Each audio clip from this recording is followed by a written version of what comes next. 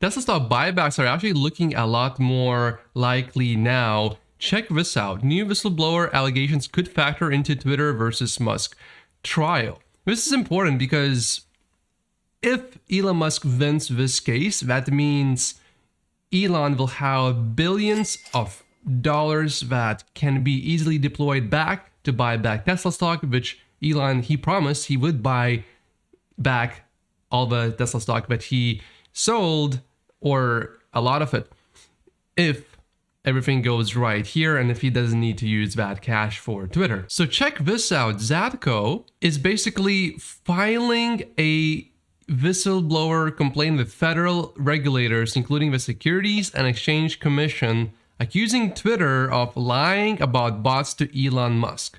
Zatko, a well-known figure in the security community, alleges that Twitter is not incentivized to tally the true number of bots and spammy accounts on the service, which counts 238 million daily users. Now, this person was fired by Twitter before Elon Musk made his plans public about what he wants to do with Twitter.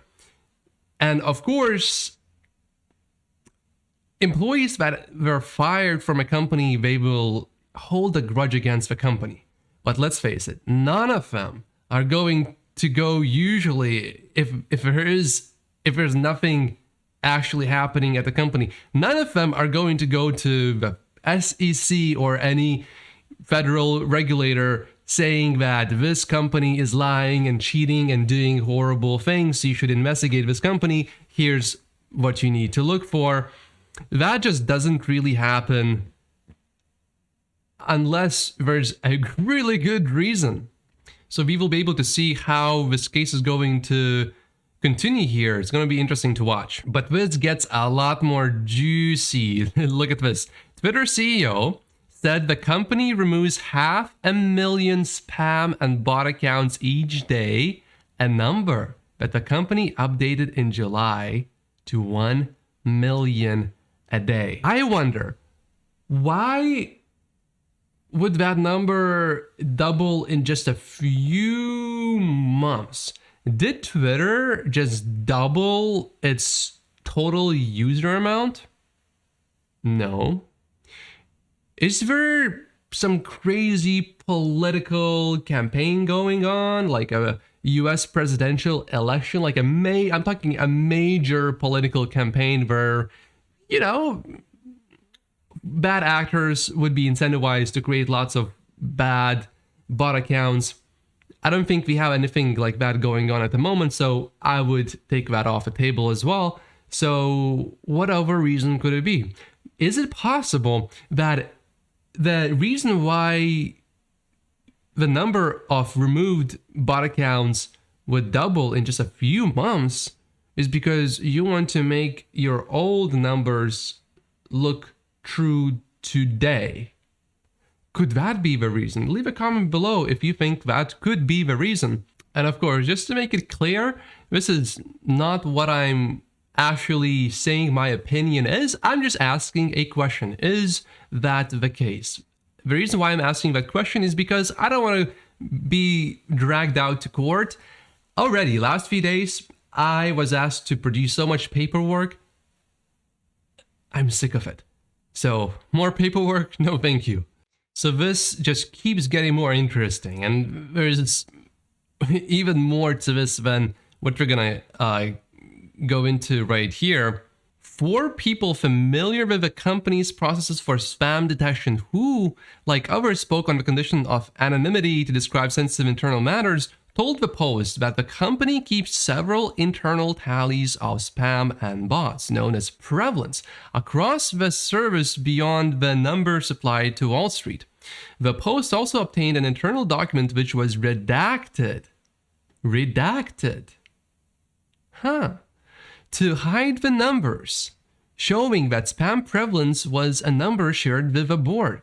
The document was supplied to the board at a meeting Zatko attended, which is the fired employee who is now complaining to SEC Commission, which is making Elon Musk stronger. Zatko attended, according to 2 of the people. Interesting. Now, one thing that I would just like to point out, anytime you deal with any anonymous reports, you have to take it with a little bit of skepticism. I'm not saying this is not true. I think those are extremely likely to be fully true. Just keep that in mind. When it's anonymous, it's, you know, if I was dragged into a case like this, I would definitely want to be anonymous. I don't want the attention. I don't want the hassle. There's no benefit or incentive for anyone to get involved in something like this where you just waste weeks of your time, if not months, if not years, and then all the public attacks and everything like that. What a waste of time, effort, and energy, and just misery. But please help me understand what other reason there could be to hide the statistic that Twitter calls prevalence, which basically shows spam prevalence, and why would it be redacted? Tell me what could be any other reason other than it's higher than what we are telling everyone else, and that's why we don't want to see it. Tell me what other reason could there possibly be, because I'm having a hard time to come up with anything. I'm not saying that's the reason, because I don't like paperwork. So it cannot be the reason, right? But help me understand what other reason could there be. But it gets even more interesting. Elon Musk tweeted this Twitter thread and said it's very important. And I looked at this and I'm like, whoo, things are just getting muddier and muddier the deeper you look into this. It's not looking good for Twitter at all. So let's start with this right here.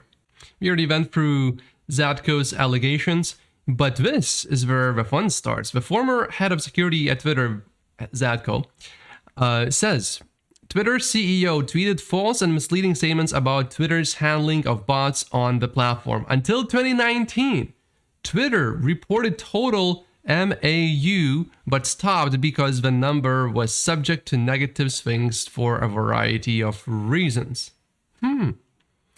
Twitter announced a new proprietary metric called MDAU. Why would you do that? I wonder. Executives bonus $10 million tied to MDAU figures are incentivized to avoid counting spam bots as MDAU because MDAU is reported to advertisers, and advertisers use it to calculate the effectiveness of ads. Interesting. I would just like to point out the obvious, and the reason why you would do that is definitely not because you want to play with the metrics a little bit so that you can get a lot of money for the bonuses. Definitely not because of that. Absolutely, definitely not. Senior management had no appetite to properly measure the prevalence of bots because, as much later learned from a different sensitive source, they were concerned that if accurate measurements ever became public, it would harm the image and valuation of Twitter. Therefore, Elon Musk's suspicions are on target. Senior executives earn bonuses not for cutting spam, but for growing this new metric. In fact, Twitter created this new metric precisely to avoid having to honestly answer the very questions Mr. Musk raised. This is very important, but if you read my threads, you already know Elon Musk asked an exact question while Twitter didn't answer it, but provided a vague response. It's great that the former head of security at Twitter shows that what we have been saying for a long time is basically coming true, it would appear. So if you look at this, in mathematical terms, Mr. Musk is asking whether the following proposition holds true. So spam bots, less than 5% divided by total active accounts. Okay. And that should be less than 5%. Pretty simple stuff. Now, here, the problem is that we do not know what exactly is Twitter's secret automated estimate of total active accounts. And now we know Twitter board has another metric, and that changes everything. Twitter CEO's tweets and blog posts misleadingly imply that Twitter employs proactive, sophisticated systems to measure and block spam bots. Much discovered the reality, mostly outdated, unmonitored, simple scripts, plus overworked, inefficient, understaffed, and reactive teams. Could this be a possible explanation why the number of bots removed has doubled in just a few months? I don't know. What do you think? Twitter Whistleblower says, as detailed in the rest of this disclosure, Twitter CEO's misrepresentations about spam bots are just the tip of the iceberg. Interesting. And Elon Musk saying this is an important thread, which now maybe we can really understand why this thread is quite important. I think this thread here, the spam prevalence, knowing that it was shared with the board and the board chose not to disclose that to the public, and then Twitter did not share this information with Elon Musk either. This is starting to look so shady. Very shady.